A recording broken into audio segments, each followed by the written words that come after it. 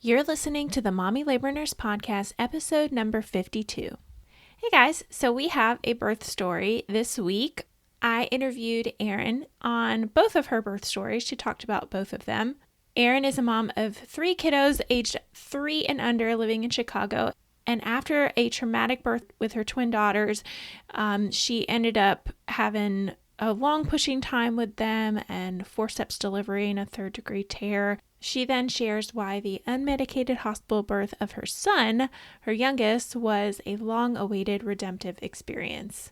So yeah, with her first birth with her twins, things didn't quite go as planned. Everything was kind of crazy. There were a bunch of people in the OR at the time when she delivered vaginally and, pushing for a really, really long time with them, and then ended up with a forceps delivery and a 3rd-degree tear, and also didn't get to see her babies right away.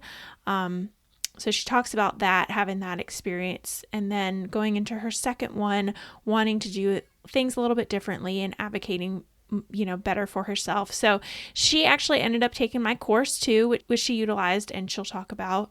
She ended up getting a doula as well involved with her second birth. Pretty cool birth story. I'm not going to spoil her second one. But yeah, let's get into today's episode with Erin.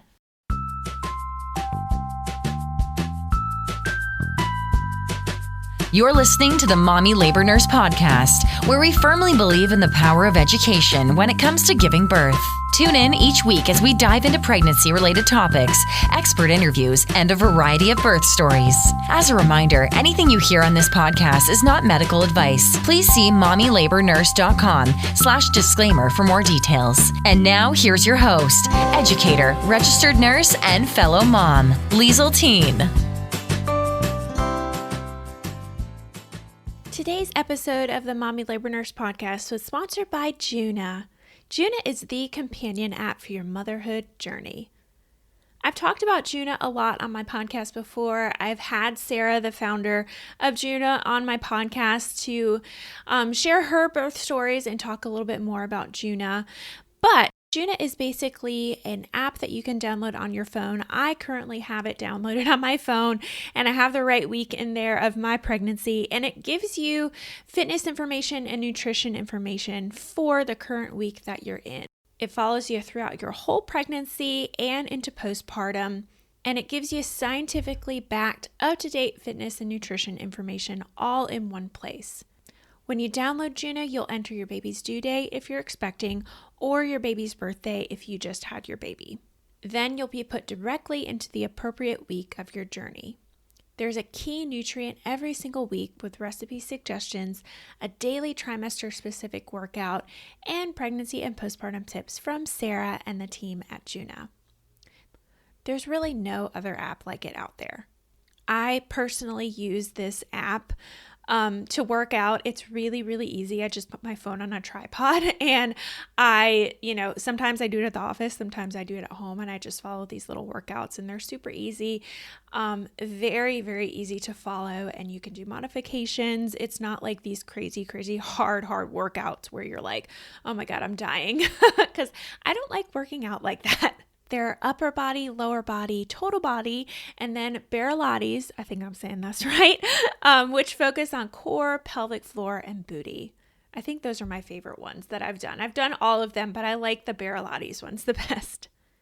There's also postpartum workouts, 3 different programs, one that kind of gets you started in the first 6 weeks after you give birth, because you don't want to be doing anything super strenuous at that point. And it's all about pelvic floor re-strengthening, okay? And then the next 2 programs kind of build on each other after you get clearance from your doctor or your provider at 6 weeks. I love it. I think it's a really, really great, easy app. She's always adding stuff in there too, so it's got a lot of really, really great information in there. Sarah is also giving a special offer to all the Mommy Labor Nurse listeners. If you are interested in this app, you have a free 7-day trial, but right now you can get Juna for 20% off a full subscription, a yearly subscription, by using the code Liesl, that's Liesel, at subscribe.juna.co. Again, that's 20% off any subscription from Juna, And the promo code is Liesel, my first name, Liesel at subscribe.juna.co. And now let's get into today's episode. Hi, Erin. Welcome to the Mommy Labor Nurse podcast. Thank you so much for being here today. Thank you for having me. Yeah. Can you just start by telling our listeners a little bit about yourself and your family, where you're from, all that good stuff? Sure. I live in Chicago with my family, which includes my husband and our 3 kids. I have twin daughters who will be 3 in a few weeks, and my son is 9 months old. Awesome. Good age. Yeah, good little age gap there. Yeah. You're probably nice and busy though, I'm sure. Yeah. We have a full house for sure. Yes, absolutely. All right, guys. Well, we are doing a birth story today, and Erin is going to talk about both births and kind of the stark differences between both. So, Erin, usually what I tell people to do is to kind of go back with your first, first birth, your twins, and kind of go back to when you were kind of finding out you were pregnant with them, how that was, and we'll talk about that pregnancy. You can even share if you had any issues with fertility or, previous losses or anything like that. And then we can get All of the into, above. yes, there you go. Okay. And then we can get into their birth story. So go ahead. Sounds good. Um, so the pregnancy with my daughters was a result of years of fertility treatments. Okay. I think it was our 4th IVF, Oh gosh. and it was kind of a Hail Mary cycle with our Mm-hmm. last 2 embryos.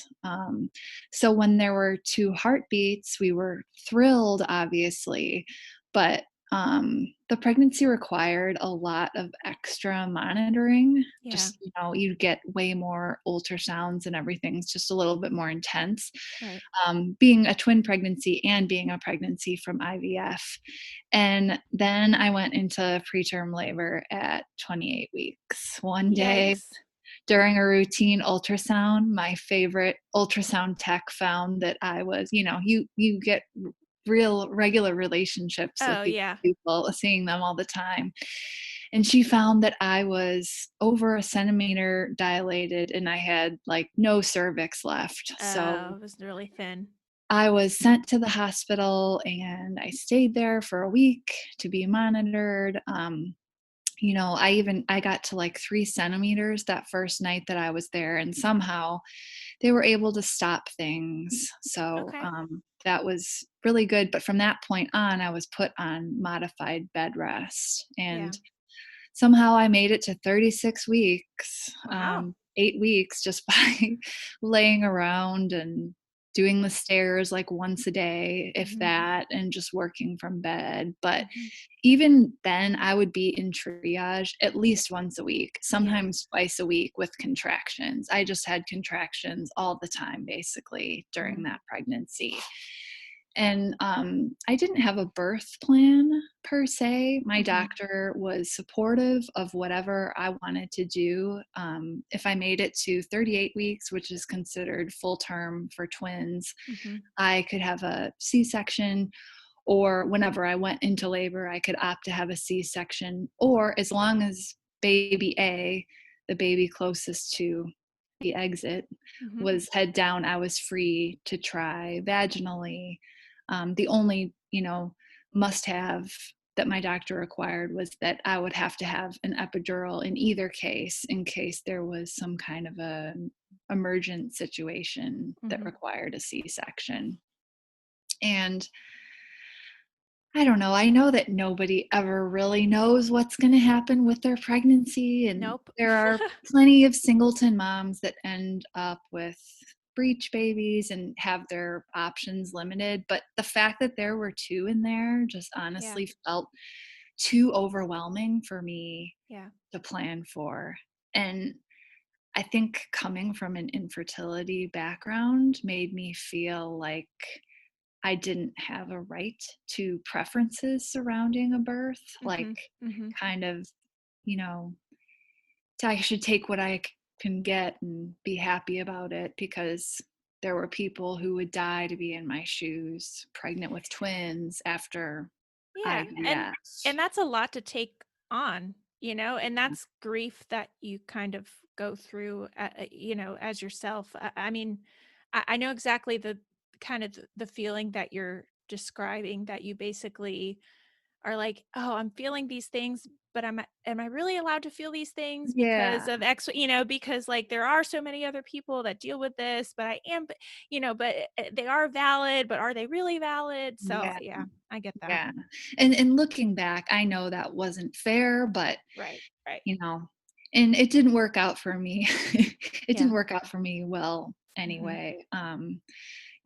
I the night before I hit 36 weeks, I had been having, all the contractions leading up to everything, but that night everything got a lot more intense. Okay. I actually ate Chipotle for dinner and went to Yep. bed feeling amazing, and then I woke up 2 hours later, like, in active labor. Wow. So, it was pretty crazy just how fast slow, Yeah. but then very fast. And so I was feeling really excited when I got to the hospital and they said, "Yes, your water actually broke." Mhm. And, I was progressing pretty well. Like when I got there, I was already at 4 centimeters, and they were like, "Okay, now you have to decide. Are you going to have a C section, or are you going Mhm. to try to have them vaginally?" Mhm. And I had a really, really awesome L&D nurse who was like, "There's no, like, been around the block many times, just Right. had like a very soothing energy." And she was like, "There's no reason you can't have these babies. They're both head down, Mhm. you're healthy, you can do this." And so she actually influenced my decision a lot because up until that moment, I still didn't really know what I Yeah. was going to do. Yeah. So I just decided to go for it. And I had my epidural placed. That went totally fine. And I just kind of hung out for a little bit. I was progressing well. I went in, pretty early in the morning. And by late morning, I was already like at 9 centimeters. Oh, So, wow. like, everything was going really well Mhm. until it was time to push. Okay. Um, I had to deliver in the OR with, no joke, 20 people in Right. the room. They needed me to deliver there in case, ended up needing a C-section, but I had to be like on an operating table, which for my, It's very you know, uncomfortable. almost 200-pound, hugely Yeah. pregnant self, it Yeah. was just not like a good place Yeah. to try and have twins. Yeah. And then I was also having crazy back labor. Uh, And so I asked them to turn up my epidural, and then they turned it up way too high. So I couldn't oh. feel, anything. Mhm. It was just, completely white space below the waist. And I was also very confused by pushing. Like, Mm. I think mostly because of the epidural numbing any sensation I had, but I felt like they would tell me to hold my breath at times, and it felt really unnatural and Mhm. unproductive. Mhm. And then, like, if I didn't do it right, they would be like, "Oh, that one didn't count. Let's start over." Like, Mhm. that whole part was just super confusing as a first time mom. Mhm. Mhm.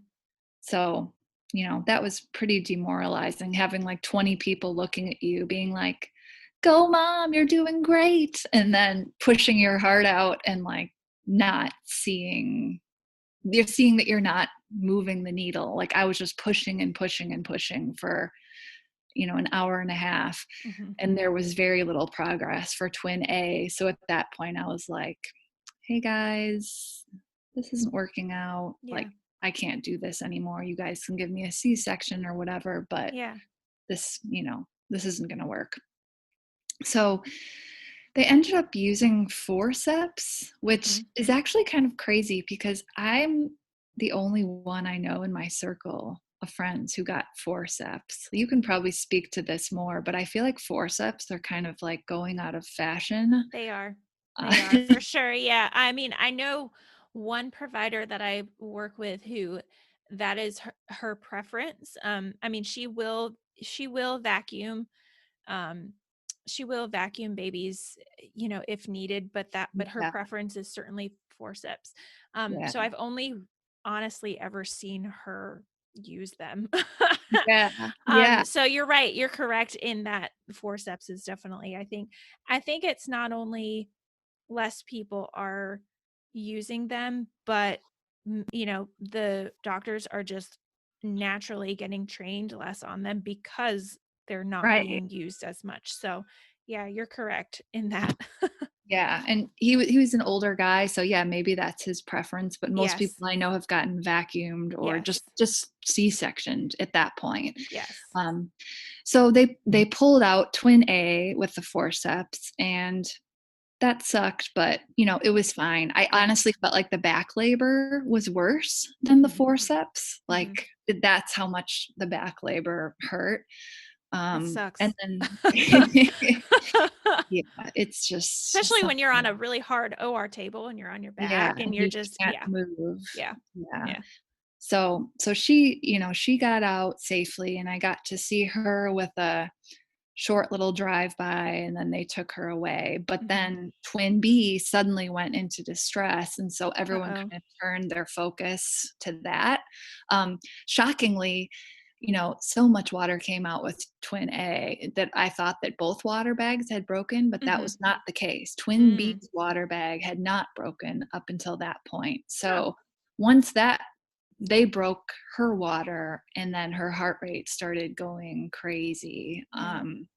My doctor said he was watching, or I'm sorry, my husband said he was watching, all of the doctors and nurses' faces, and it was just like this collective, like, darkening of everyone's Oh. eyes all at the And same how, time. I mean, yeah, I think that's natural. We do that naturally in emergencies, but we got to think about how that makes family feel and patient feel, when we're just like really, really concerned and dark Yeah. because baby's heart rate is not great. So yeah, that's just Yeah, I did for not notice anybody because I was just too, in an consumed. intense Yeah. moment, but, Yeah. he says that's one of the things that he remembers Yeah. about, the whole experience, and Yeah. so, everyone was very concerned about that, so then they forcept her out, I think even faster, and Okay. more bluntly than the first twin, and that's Hmm. when I ended up getting a third-degree tear. Yeah. And so I was losing a lot of blood, and, twin B was not in good shape. Like, they whisked her away also. So I didn't even really get to see her before they took her to be resuscitated. Hmm. But I was losing blood, and for some reason, no one realized how much. I don't know how they keep track of all that, but the amount I lost didn't raise a red flag for anybody at that Okay. point. Okay. So the twins went to the NICU. I went to the recovery area, and I was just kind of laying there, talking. I was even making jokes and stuff, but I was just so tired and Mhm. weak that I couldn't even stand up to get out of bed, to get into the wheelchair without feeling like I was going to pass out. Like, I Right. would try this, every hour, and I could never make it into the wheelchair for like 5 or 6 hours after the delivery, and I Hmm. still hadn't met the babies at that point. So I had a really, really great nurse at that point who, advocated for me, and they wheeled me in my bed into the NICU, which typically isn't allowed. Mhm. If you're not well enough to get in the wheelchair, you can't meet your babies, at Mhm. least at this hospital. So at least that way I got to meet them, because it kind of sucked. Like, a lot of other people had already met them and held them, like I my know. husband and some of our other family had got to, and so just not a great way to start things off. And I just felt like I was in total shock at this point. Right. Like, you know, so And I had one question. Did they just go over there? You said you were just shy of 36 weeks. Did they just go over there for prematurity and then being I know you said twin B was having decelerations and kind of had to be a little bit, resuscitated after birth. yeah. Did they just go over primarily because of prematurity or were they having issues afterwards? Is that why they kept No, them? no, Okay. they were just feeders and growers once they Okay. got there, but, Okay. they were both 6 pounds, so it was a Okay. little bit surprising because when they first came out, they were like, "Oh, maybe they won't have to go Yeah. after all and stay at the NICU," and then, for some reason they did. Okay. Okay. So it just So, wasn't like super, super clear. Yeah, and yeah. that's unfortunate that you had to, it's understandable that they want you to wait that long because of your health status, but like maybe it's just, hey, you know what?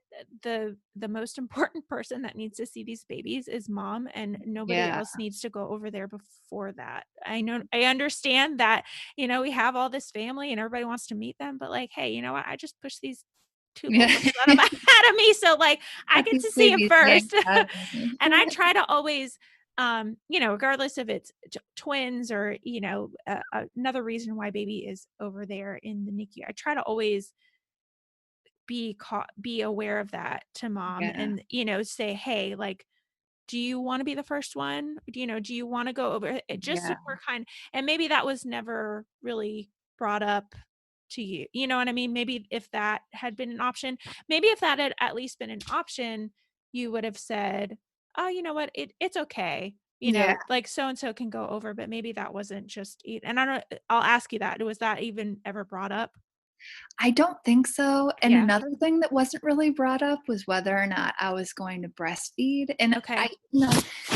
the people were great, like, I assume really good intentions from Yeah. everyone at that hospital, but, like, that was one thing that also I was so taken aback by after my Mhm. milk came in at 2 days after I had them, because Mhm. once again, like my birth plan or lack thereof, I hadn't prepared for anything Right. since there Right. was a small part of me that was still convinced the whole taking home 2 babies thing wasn't gonna happen. So, Oh, yeah. I was just, just a little bit, like, disassociated from the whole thing, and so I feel like also they didn't really ask me about it because I was so critical. Like, I was getting Gotcha. blood transfusions, and so I have to assume that that's kind of the reason why, like, there were Makes sense. other priorities that they Yeah. were focused on. But yeah, like looking back, that's one of the things that you're just like, okay, I wish that somebody would have taught me or told me about Mhm. colostrum. Like I didn't even know what like that colostrum was going to come out of my body first Mhm. before everything. And I Mhm. had, no idea how to pump. Clearly couldn't breastfeed because I had two 36 weekers in the Right. NICU. And so they don't have that suck swallow Right. reflex yet. And so I was then turned out to be a exclusive pumper from the get-go, and I just didn't, it was a lot to process at the time. Yeah, it makes total sense. And I was just going to ask you before we get into your son and the story with him, how that you said you started off as an exclusive pumper, and how that kind of went, moving forward.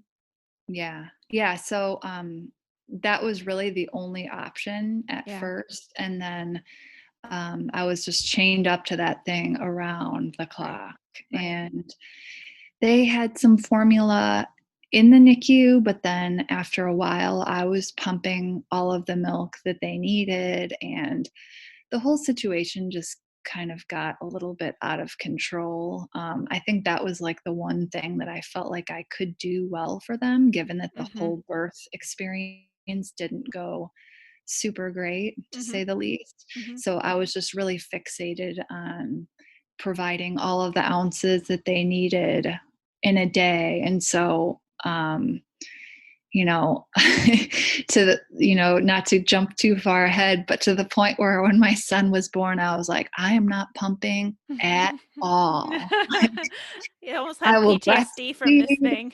Yeah, like I will breastfeed, and if I need to supplement with formula, Yeah. that's totally fine, but I am not pumping because I was Interesting. hooked up to that pump Yeah. all the time, like Wow. all hours of the day and during the first 6 weeks. And so I just burnt out, honestly, Yeah. like not a huge shock, but postpartum did not go very well for me after that whole experience. Like I, I truly feel like I was in shock, like the yeah. medical definition of shock, and I didn't even realize what had happened, and that, it wasn't normal, and that I was allowed to be upset about it for a few weeks, honestly, Yeah. afterwards, after having my daughters. I remember the doctor called me after a few days at home, which was super weird, like to get a cell phone call from your doctor Mm-hmm. calling you. And he was like, "Hey, I just wanted to check on you. You had a tough delivery. I wanted to check on your mood and your recovery." And I remember being like, why is he calling me? Like, Mm-hmm. you Mm-hmm. know, I had two twins vaginally and they're healthy. Like, I'm fine. Wow. So you And didn't then, even like really no. yeah, that's interesting. Interesting. Like Yeah. you were struggling so bad, but you're like, I mean, my babies are fine. Like why? And Yeah. I think I naturally kind of do that too.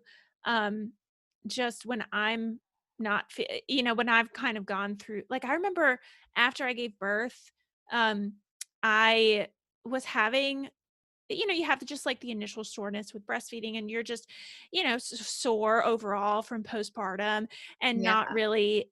And I just remember thinking like, I just went through so much immense pain. Like, this is nothing. Like, yeah, I'm in pain. Like Yeah. this hurts, but I can't, I'm like almost minimizing it to the effect because like I went through this, experience of giving birth. So I totally get that.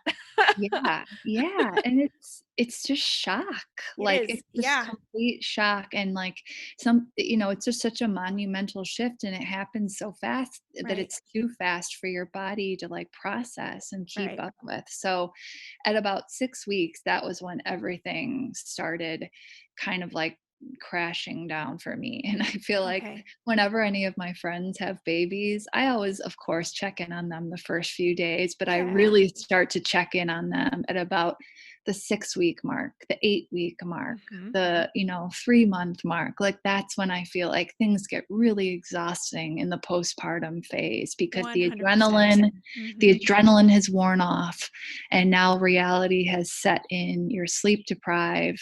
For me, I was still pumping around the clock, and you know I would hear my daughters cry, and I would feel like I drank like 8 cups of coffee, which I now realize is anxiety. Yes. um but Yes. it was just, yeah. And that's very common that you brought up like that 6-week mark, because I remember talking on another separate podcast to she's Psyched Mommy on Instagram, and she like does, psychologist. She's saying that's like that clinical time period of when people like even after, you can experience postpartum depression, postpartum mood, anxiety, mood disorders after you have a miscarriage. And she said it's typically you experience it at about that 6-week mark. Yeah. So yeah, clinically that makes sense that it was about that Yeah. time frame. Mhm. Yeah, and I remember going to my 6 week postpartum, and, like, right after that is when I started just feeling, Yeah. really bad, and Yeah. so but there's no more appointments after that. That's it, then you're just kind No. of on your own, and you have to work through, or have your, support system help you work through everything. And Absolutely. I It's was tough. just yeah, I was just totally unprepared for how difficult it was, and, like, I just felt like I don't know, like a loser kind of. Mhm. Like Mhm. like what am I doing? Like, I didn't have a great birth experience, and I'm not a good mom, and Mhm.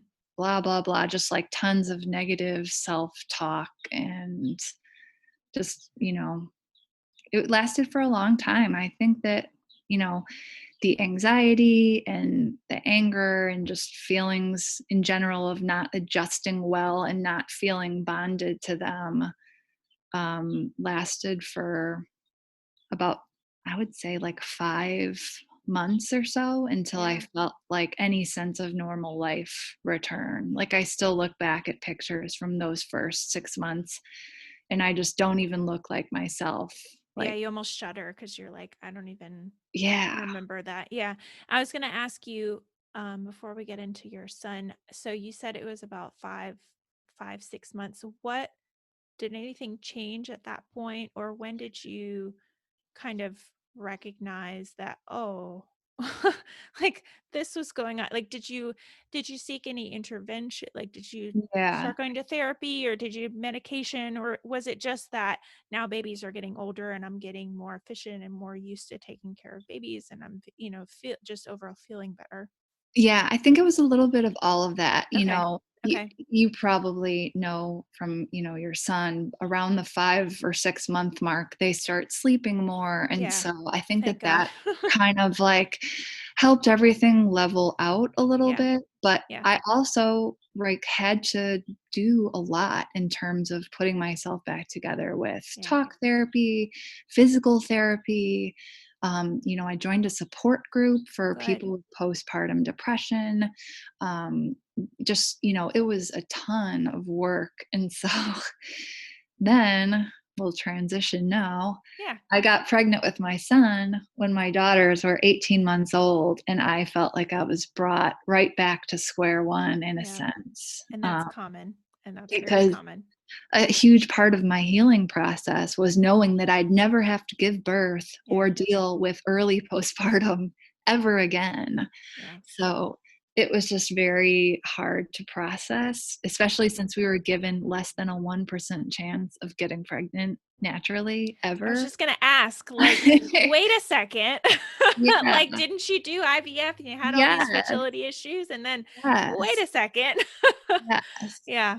I was Yeah. like I was like 8 weeks or 7 weeks or something when I even found out that I was pregnant, Okay. so it's not, tracking or even thinking that that was a reality at Right. all. Right. Um, and so there was a little brief period of processing the new situation, but Mhm. then I just, started to try and really do things differently this pregnancy. Mhm. One of the major things was taking your course. I was thinking before this conversation, I don't even remember how I found it. It must have been on like Instagram, obviously, but It's usually where most um, people do. yeah. But I just remember, it was really therapeutic for me to learn about all of the different options and Good. scenarios. And I was kind of able to work through that because, feel being informed what didn't mean that I was ungrateful or being difficult or like how I had thought with my infertility twin pregnancy, like Mhm. reading things like Ina May Gaskin Mhm. and other perspectives that kind of treat birth as a natural event rather than some big production. I Right. hired a doula. I just Yay. basically went to the opposite end of the spectrum of Good. my first birth. So I would kind of joke that my birth plan was leave me the F alone. That's so funny, Erin, that you say that because I remember saying that specifically to my provider. God love her. I mean, I don't have a bad relationship with her at all, but I remember saying that exact like just Yeah. because I remember I went into labor and I went into triage and I was like, "Hey, check my cervix. My water's not broken. Go ahead and just break my water. That's fine. But then leave me the F alone until I get to deliver and I'll just labor." That's so funny. Exactly. I didn't want to be told how to breathe Yeah. or how to push. Like that Yeah. was it. Yeah. So, um, yeah. And the whole last month of the pregnancy, I thought that I was going to go early because I Well, did with yeah. the girls. Yeah. So, I was just kind of like, oh no, I'm going to have him early. And then that didn't happen. And before I knew it, it was, my due date approaching. Mhm. And the morning I gave birth, I remember waking up and being starving, like just Interesting. wanting protein, which is super strange for me. Usually I just have like boring oatmeal for breakfast. And I was like, I want an omelet with a half of an avocado on top. And like, if we have any sausage, fry that up. Like, and then not only did I want a huge breakfast, but I wanted to go grocery shopping afterwards. And I remember just walking through the grocery store and being like, I can't believe I haven't had this kid yet. This is crazy. I had the twins at 36 weeks. It was just very difficult to separate that first birth Yeah. from the Yeah. like second birth. Yeah. So I just couldn't believe that I had not had him early. And so filling up my whole cart with junk food at the grocery store, just like stomping around, just being an angry pregnant woman. And As you are allowed to be, it's yeah, fine. yes. And I got home and unpacked the groceries, parked my big pregnant butt on the couch, and then after a few minutes, my water just like Oh, popped. It was a huge pop. I knew exactly what it was. right. And this was 3 p.m. And the plan was for me to kind of labor at home as long as possible, but it was Friday afternoon in the summer in Chicago. Mm-hmm. And so my doula was like, I think you should make your way to the hospital, which is only 5 miles away, but in Chicago in the summer, traffic on Friday afternoon would take, Ah, quite a while to get to. So she was like, I don't want you to get in a situation where yeah. you're, potentially like giving birth in a car, Yeah, especially it's not since it's fun. your second time Yeah, giving birth. A lot can change in 2 hours. for sure. So we got on the road and my husband was timing my contractions, but I was like, don't tell me how close together they are. I don't want to know. It's not Mm-hmm. relevant to me. Yeah, I don't want to focus on anything quantitative, just how I feel right yeah, now. yeah. And so we got to the hospital like 45 minutes later, 45 minutes to go 5 miles. And I Wow. checked in and they told me how it was one of the busiest days of the year for triage and labor and delivery, and the floor was completely full. Like they were Oh sending gosh. inductions home because they didn't have any space for them. And it was just so weird. Like there wasn't a full moon, no thunderstorm. Like it just, I don't know why. Like Who the knows? hospital Yeah, was full. yeah. Who So knows? going back to the birth plan of leave me the F alone, I got my wish because the hospital was so short staffed, Like, with all of these people giving birth. And so in triage, it was just me and my husband and my Mhm. doula. And thank God for her, because otherwise I would have been freaking out just with, you know, the level of interaction I Mhm. was having or not having with Mhm. the staff. Because I didn't want to be checked. I didn't want an epidural. So they were just kind of like, okay, like, let us know Right. when you need something. Right. Um, and my doula was so helpful. She was walking me through, comfort measures, like rubbing little oils on my back and helping me through the miles circuit in that little They're triage. great, aren't they? They just Yes. Oh my gosh. you get a good one. They're great. I just cannot emphasize enough. Like if it would have been me and my husband, I would have been freaking out Yeah. because, God love him. He was amazing, but not in that type of proactive way that Yeah. she was. So, after an hour or so in triage, I felt things really intensify. And then my doula felt like it was serious. And so she went out into the hall to flag someone down to Mhm. check me. And at that point, I was 6 centimeters Okay. already. Nice. And this was, I think, my biggest takeaway from your course. At that point, I was like, okay, 6 centimeters. It's Friday afternoon. I'll probably have him by Saturday night. Like I was just mentally Yeah. taking the long game, like Yeah. planning on it taking a lot longer than it actually will be. Mhm. Um, just mentally setting my expectations for it to be a lot more difficult. Yeah. So at that point, they, wheeled me upstairs. And then once I got upstairs, I feel like everything happened super fast. The whole labor, spoiler alert, was 4 hours from Nice. water break to baby on chest.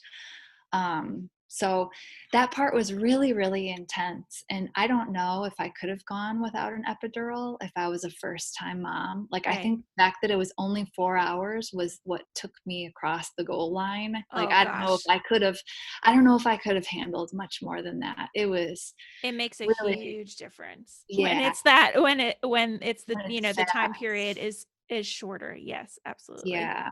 So it was great being mobile and being Mhm. able to stand up. I really wanted to have him standing up and they wouldn't let me. They were like, no, you have to get on the bed. And I was like, I can't get on the bed. Like,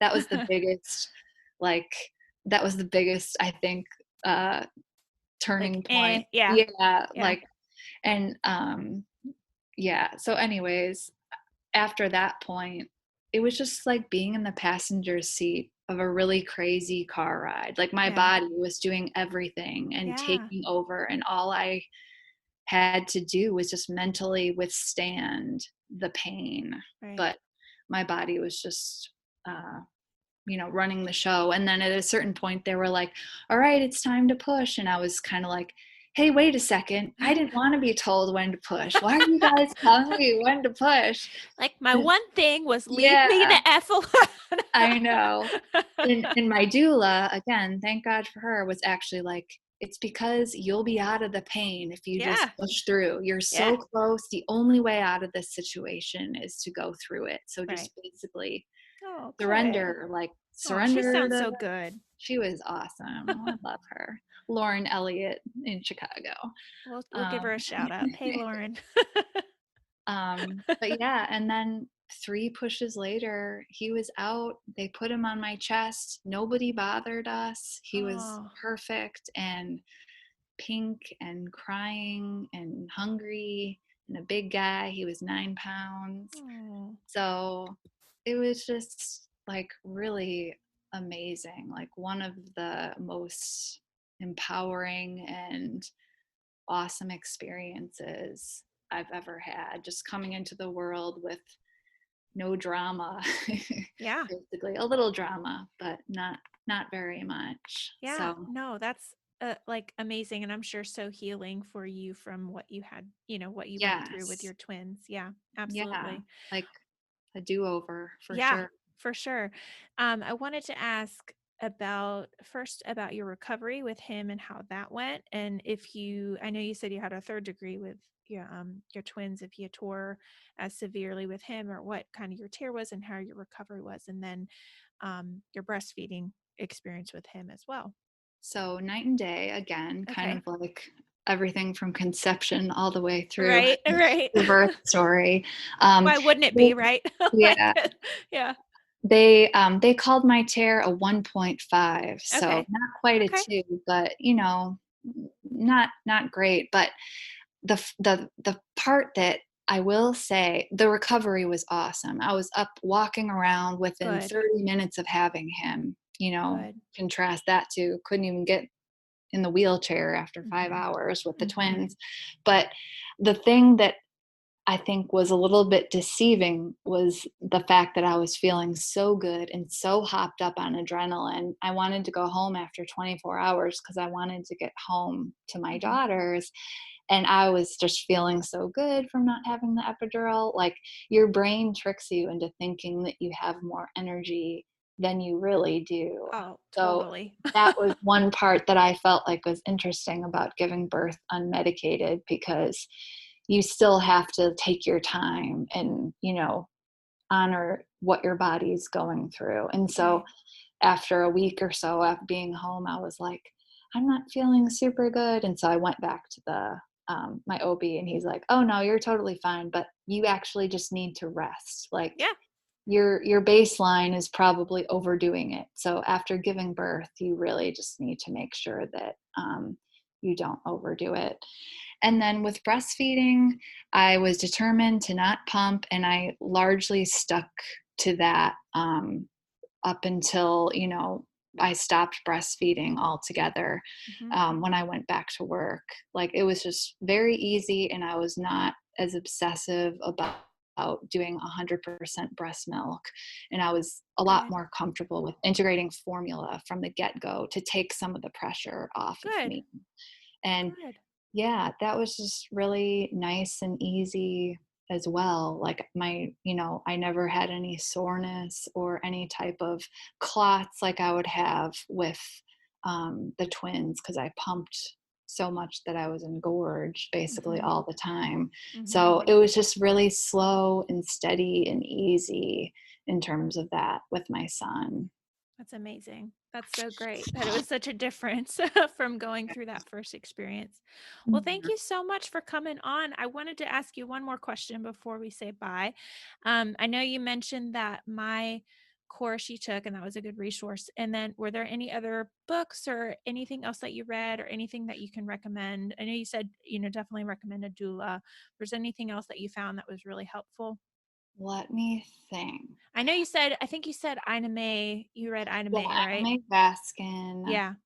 That was really it. Yeah. Honestly, I didn't have a lot of mental bandwidth to like Yeah. read a ton of things. So that's why your course was super helpful also, Good. because I could just lay in bed and kind of Watch it. listen to it or watch what I was Yeah. particularly interested in that day in smaller chunks. Yeah. Cool. So, Awesome. yeah, Awesome. Well, good. Well, I'm so glad to hear that you had such a good experience the next go around. And you yeah, said your thank son is you. 9 months 9 now. months and Woo. as cute as ever. It's so fun. I love this age so much. Anything after 6 months, I'm like, "I'll take it." Yeah, I know, right? Gosh, I know. I'm like looking forward to that. I'm looking forward to the newborn, just Yeah, having like a little tiny burrito yeah, baby that you can hold. But gosh, like yeah, that after 6 months, that 8, 9 months when they're kind of like crawling around and they're trying new food. That's just so fun. So yeah. yay, awesome. Well, thank you so much, Erin, for coming on again. I think this was a great story for Thank you. people to listen to. Thanks for having me. It was therapeutic to talk about. Well, good, good, awesome. Well, thank you.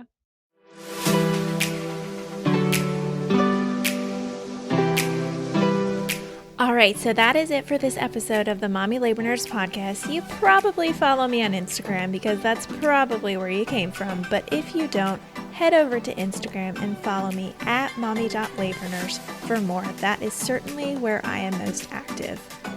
I also now have a separate Instagram for just this podcast, so I encourage you to follow my second account at mommylabornurse.podcast as well if you want podcast updates.